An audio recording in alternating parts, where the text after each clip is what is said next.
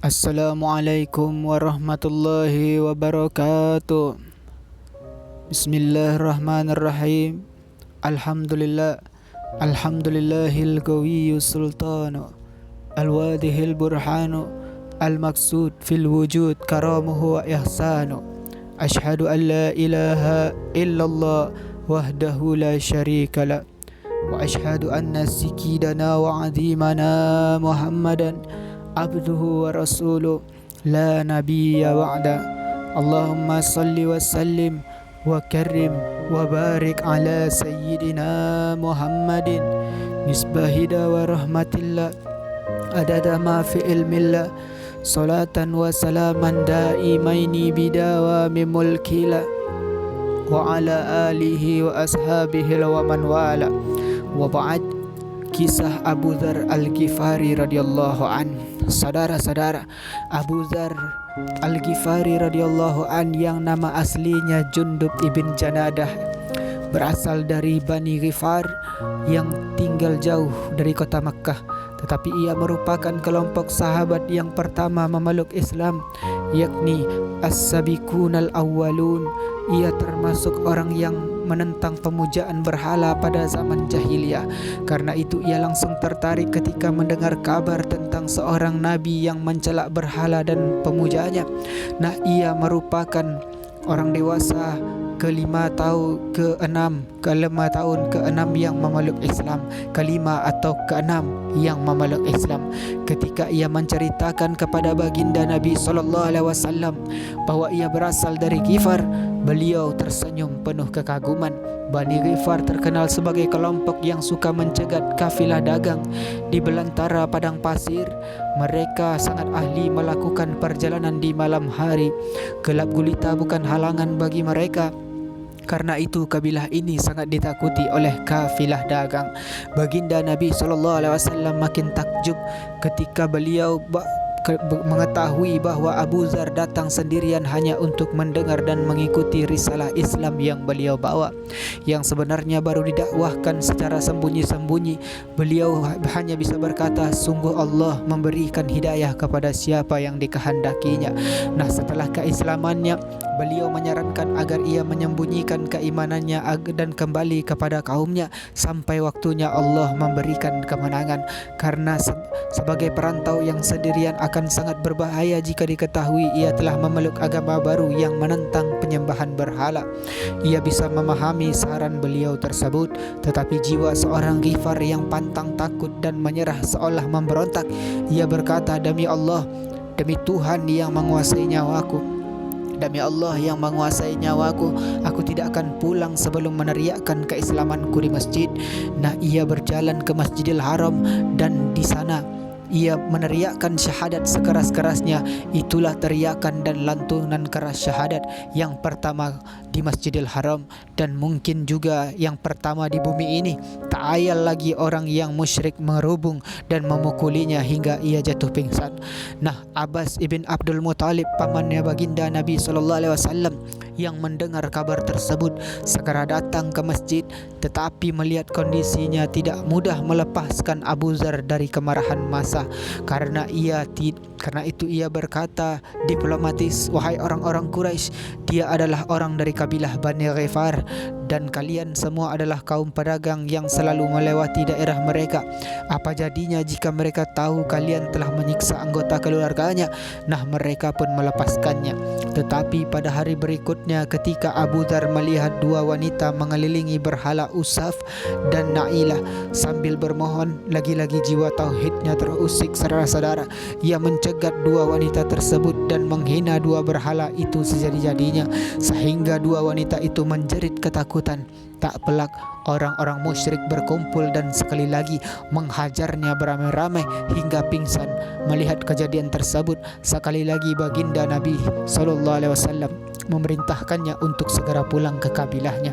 Saudara-saudara, nah kembali ke daerahnya, Abu Dzar radhiyallahu anhu mendakwahkan risalah Islam pada kaumnya sehingga sedikit demi sedikit mereka memeluk Islam. Ia juga mendakwahkan kepada kabilah tetangganya Bani Aslam sehingga cahaya hidayah menerangi kabilah ini. Beberapa tahun kemudian, ketika baginda Nabi SAW sudah tinggal di Madinah, serombongan besar manusia datang dengan suara gemuruh. Kalau tidaklah gema takbir yang terdengar, pastilah mereka sedang diserang musuh. Ternyata mereka adalah kabilah Bani Ghifar dan Bani Aslam, dua kabilah yang terkenal jadi momok perampokan kafilah dagang di belantara padang pasir, berkamuflase menjadi raksasa pembela kebenaran dan penebar kebaikan. Dan hidayah Allah tersebut datang melalui tangan Abu Zar.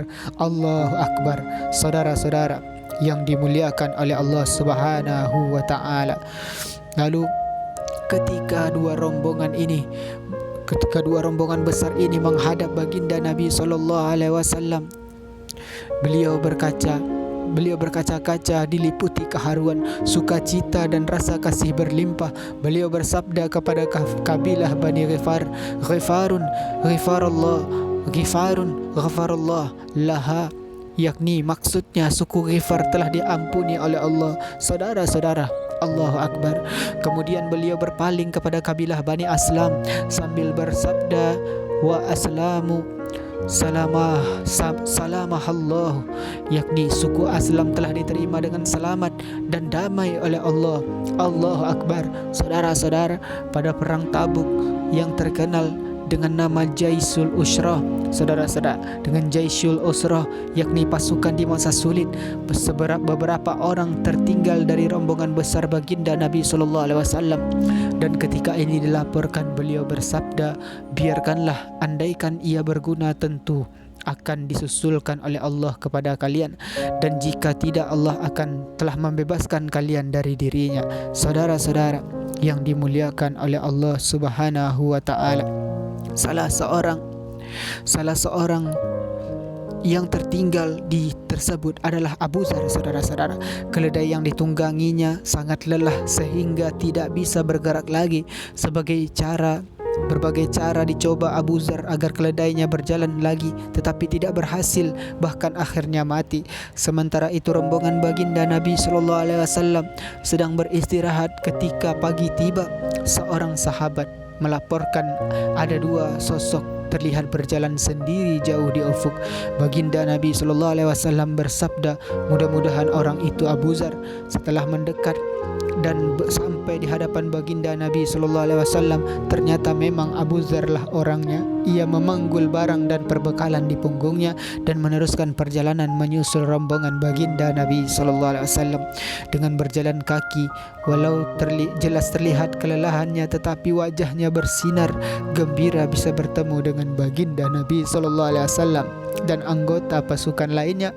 Beliau menatapnya penuh takjub, saudara-saudara.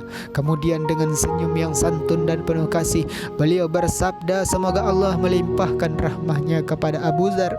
Ia berjalan sendirian, ia meninggal sendirian, dan ia akan dibangkitkan sendirian. Allahu Akbar. Saudara-saudara, sebuah bentuk pujian atau sebuah ramalan atau sebuah bentuk rasa kasihan atau apapun itu hanyalah sebuah gambaran tentang apa yang telah dan akan dijalani oleh Abu Zar. Bahkan pada hari kebangkitan nanti, dari sejak pertama memeluk Islam, keberaniannya mengeksplorasi keimanannya di saat dan tempat yang bisa membahayakan dirinya, saudara-saudara. Baginda Nabi SAW langsung mengetahui watak dan karakter Abu Zar, apalagi dengan kondisi lingkungan Bani Ghifar yang mendidiknya. Suatu ketika baginda Nabi SAW bersabda kepadanya, wahai Abu Zar, bagaimana pendapatmu jika menjumpai para pembesar yang mengambil upeti untuk keperluan pribadinya? Dengan tegas Abu Zar menjawab, demi Allah yang telah mengutus engkau dengan kebenaran, aku akan luruskan mereka dengan pedangku. Beliau tersenyum kemudian bersabda, maukah aku beri jalan yang lebih baik dari itu? Baginda Nabi mengatakan seperti itu, saudara-saudara. Abu Zar mengangguk. Baginda Nabi SAW bersabda, bersabarlah engkau sampai engkau menemui aku. Allahu Akbar.